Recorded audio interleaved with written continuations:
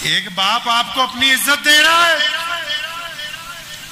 एक बाप आपको अपनी इज्जत, कि जिसकी बेटी की तरफ अगर कोई 2 मिनट देख ले वो गवारा ना करे और उससे लड़ने के लिए पहुंच जाए, उस नाजो नाज में पली हुई उस बेटी को आपके हवाले कर रहा है और आप उस इज्जत का ये फायदा उठा रहे हैं कि उसी बाप के सामने जब उसका दिल जख्मी है कि मैंने अपने जिगर के टुकड़े को अजनबी लोगों में भेजना है, वहां जाके कैसा वतीरा होगा, इसका गुजर कैसे होगा, इसका मामला अच्छा होगा कि नहीं होगा, औलाद इसको मिलेगी या नहीं मिलेगी, उसको 200 फिक्रे लायक हैं। आपके नखरे नहीं आते कि बिरयानी अच्छी नहीं थी, कोरमा अच्छा नहीं था, कॉफी ठंडी हो गई थी, बिस्तर बढ़िया नहीं बनाए। अरे बदबख्तो, किसी के बाप की आरजुओं के खून को अगर चूसना ही है तो फिर तो वैसे ही किसी के यहाँ डाका मार के भी चूस सकते हो। ये कोई बेहतरीन तरीका नहीं बनाया आपने चूसने।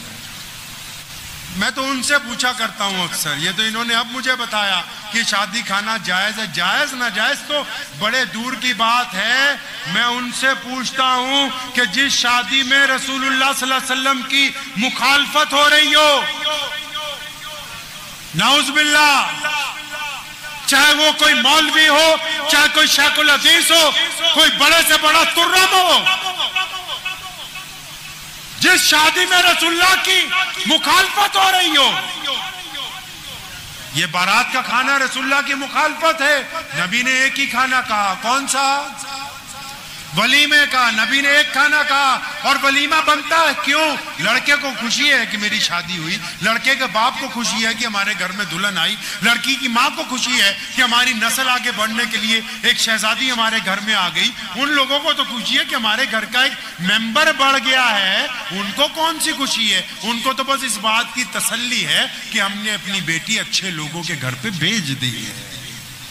वो तो अपनी बेटी को सुबह शाम याद करते हैं। खाना तो खुशी का होता है, गम का नहीं। ये बारात का खाना तो गम का खाना है। ये बारात का खाना तो मजबूरी का खाना है। अब मजबूरी 2 तरह की हो सकती है। अब कहें जी खुशी के साथ, अब कहें जी नहीं नहीं हम कुछ नहीं चाहते, हमें बेड नहीं चाहिए, मोटरसाइकिल नहीं चाहिए, जरा खाना बहुत अच्छा होना चाहिए। खाने में ही अगर लड़की के बाप का जनाजा उठ जाए तो इससे बदबख्ताना खाना और कौन सा हो सकता है? वो भी मैं मान लूं। एक बात और,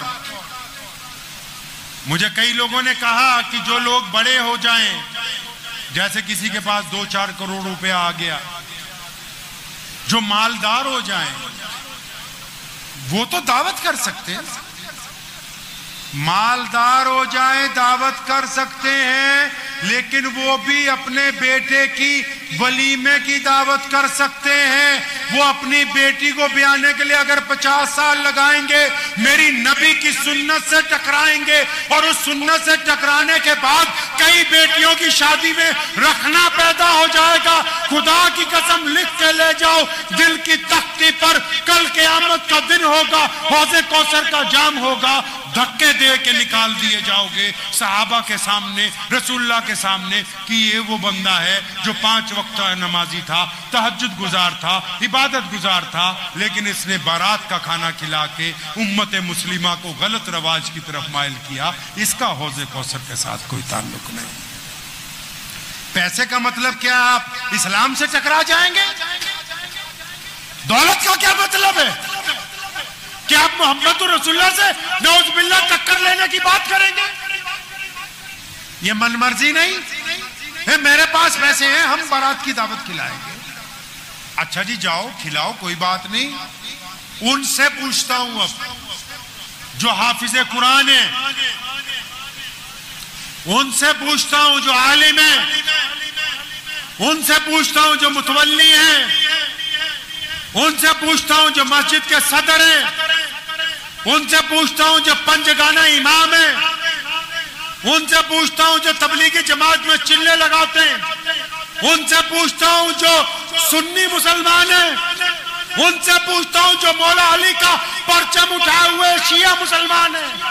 मैं उनसे पूछता हूं जो अपने आप को जमात इस्लामी के कारकुन कहते हैं, मैं उनसे पूछता हूं जो अपने आप को अहले हदीस कहते हैं, मैं मानता हूं जो जहां पर खड़ा है, जो उसका मिशन है वो उस तरीके से दुरुस्त चला हुआ जा रहा है। तुम ही जरा अपनी छाती पे हाथ रख के बताओ कि जहां तुम्हारे नबी की सुन्नत के खिलाफ काम हो रहा हो, क्या तुम्हारी गैरत गवारा करती है उस खाने को खाते हुए? किस जुबान से, किस दिल से, किस मुर्दा दिल से वो बिरयानी अपने अंदर उतारते हो? वो दिल तो दिखाओ मुसलमानों को, वो जिगर तो दिखाओ। अरे गयूर लोग तो मोहम्मद रसूलुल्लाह ने कहा मर्द होते हैं। मर्द वो नहीं जो किसी को 1 मिनट में मार दे, मर्द वो नहीं जो दूसरे को गाली देने लगे, मर्द वो होता है जो अपनी इज्जत का सौदा नहीं करता, मर्द वो होता है जो किसी का मांगा हुआ नहीं खाता, मर्द वो होता है जो रसूलुल्लाह की इत्तबा करता है, मर्द जो होता है जो सुन्नत के लिए रिश्तेदारी छोड़ देता है, मर्द वो होता है जो सुन्नतों के लिए नौकरियां छोड़ देता है। वो कौन सी मर्दानगी है जो जरा सी बात पर गर्दन को खम कर दे? वो सब कुछ हो सकते हैं, मोहम्मद रसूलुल्लाह के वफादार नहीं हो सकते। ये दीन रसूलुल्लाह की मोहब्बत पर टिका हुआ है मुसलमानों, रसूलुल्लाह की मोहब्बत पर टिका हुआ है ये दीन।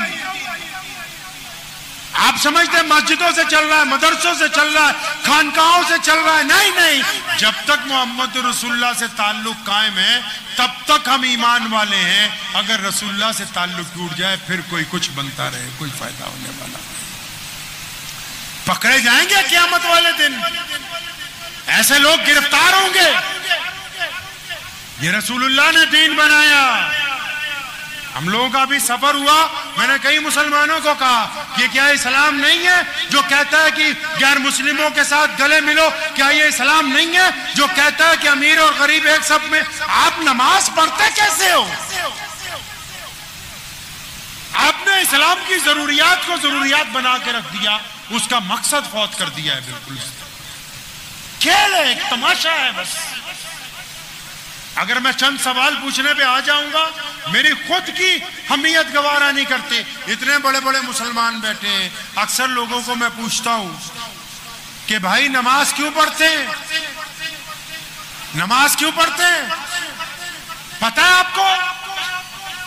कितनी मेरी बहनें माएं बैठी हैं, आप बैठे हो, पता है क्या आपको कि आप नमाज क्यों पढ़ते हो? सही तरह हाथ खड़ा करके बताओ जरा, कितने लोग ऐसे हैं जिनको पता है नमाज क्यों पढ़ते हैं? देख लो, 70 साल से पढ़ रहे हैं, कोई 40 साल से पढ़ रहा है। क्यों पढ़ते हैं?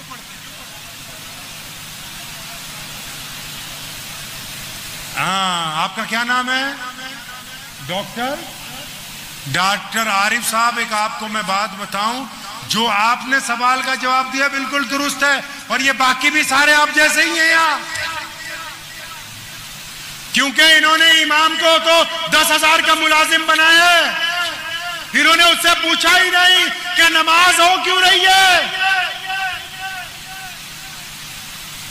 कुरान पाक ने, मोहम्मद रसूलुल्लाह ने बिना वजह तस्मिया के, बिना वजह, मैं वही बात फिर दोहराता हूं कि ये पंडाल ऊपर नीचे होता तो काम चल जाता, लेकिन अगर इस मकसद की बात नहीं होती तो काम नहीं चलता। आप नमाज पढ़ते हैं, खुदा आपको नमाज पढ़ने का मकसद नहीं पता, लेकिन अगर आप कुरान पढ़ेंगे, कुरान ने कहा इन्ना सलाता, पता है आपको? क्या पता है जी? अरे वाह, इनको आयत भी याद है लेकिन तर्जुमा नहीं पता। तर्जुमा इसलिए नहीं पता, गोश्त ज्यादा खाते हैं हम लोग। जो हमारे हिंदू सिख दोस्त हैं ना, वो ये समझने लगे बस गोश्त खाना ही इस्लाम है। उनको ये मुगालता हो गया कि शायद मुसलमान ही वही है जो गोश्त खाता है। भाई, प्यारे नबी ने तो नहीं कहा, कहां लिखा है कि सुबह गोश्त खाओ? कहां लिखा है दोपहर गोश्त खाओ? किस हदीस में है कि शाम को गोश्त खाओ? हदीस में तो लिखा है कि नबी अलैहि सलाम ने फाका किया 3 दिन का, 4 दिन का, 5 दिन का। हदीस में तो लिखा है नबी अलैहि सलाम कद्दू को पसंद करते थे। हदीस में तो लिखा है नबी अलैहि सलाम दही को पसंद करते थे। नबी अलैहि सलाम सिरके को पसंद करते थे। किसने कहा कि सुबह दोपहर शाम? मेरे वालिद साहब रहमतुल्लाह अलैह फरमाया करते थे कि पपीता खाने से अगर पेट में ठीक हो जाता है, नरमी आ जाती है, बादाम खाने से अकल आ जाती है, तो ये जो काला भैंसा जो सुबह शाम गोश्त खाते हो, क्या इसके खाने से कोई इसकी आदत नहीं आएगी आपके अंदर? कुछ नहीं आएगा वैसा।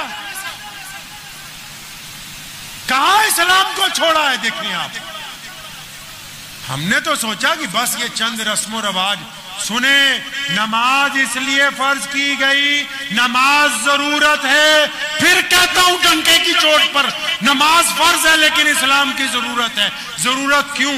क्योंकि नबी को ऐसे लोगों की जरूरत थी जो छुआछूत का खात्मा करते। नबी को ऐसे लोगों की जरूरत थी जो झूठ बोलने से इनकार करते। नबी अलैहिस्सलाम को ऐसे लोगों की जरूरत थी जो दूसरों की बेटी की तरफ गंदी निगाह ना डालें। नबी अलैहिस्सलाम को ऐसे लोगों की जरूरत थी कि जो हलाल कमाई करें। तो प्यारे पैगंबर अलैहिस्सलाम को अल्लाह ने नमाज दी और फरमाया जो नमाज पढ़ेंगे ना, वो गंदी बातें नहीं करेंगे, वो अच्छी बातें किया करेंगे।